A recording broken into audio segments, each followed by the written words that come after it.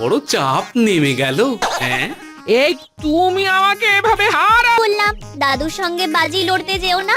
নাও এবার খেলা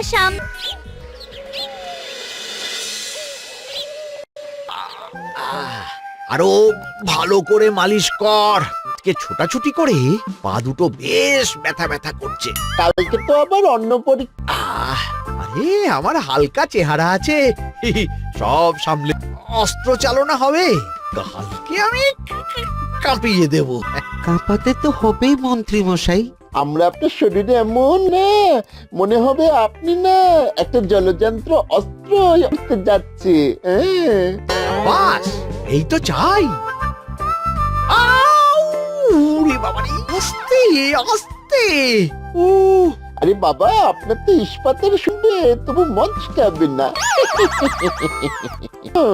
ভয় পাবেন না, ভয়কে জয় করতে হবে। আরে আরে আরে, তোরা আমার কথাটার সাথে করছিসটা কি? মানুষটা পড়ে যাবে তো। চিন্তা করো না গিন্নি। ওরে বাবা, ওরা বলেছে আমার ইস্পাতের শরীর ভাঙবে তবু মচকাবে না। একবার এই বুড়ো বয়সে হাত পা ভাঙলে কি? মন্ত্রীমশাই, আমাদের বকশিসটা দিয়ে দিন, আমরা কেটে পড়ি। বাবারে বাবা, দিচ্ছি। এত খাটানোর পরে এই এতেই এখন খুশি থাক।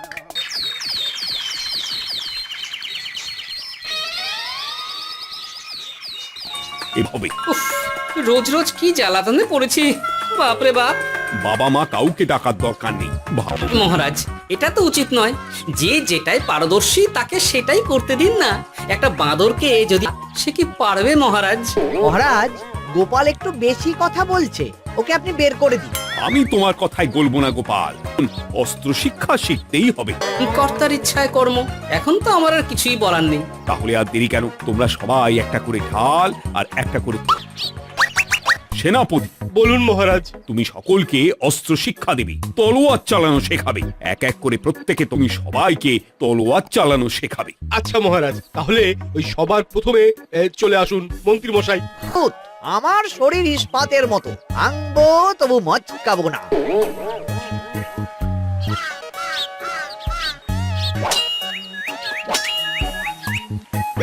কেমন দিলাম?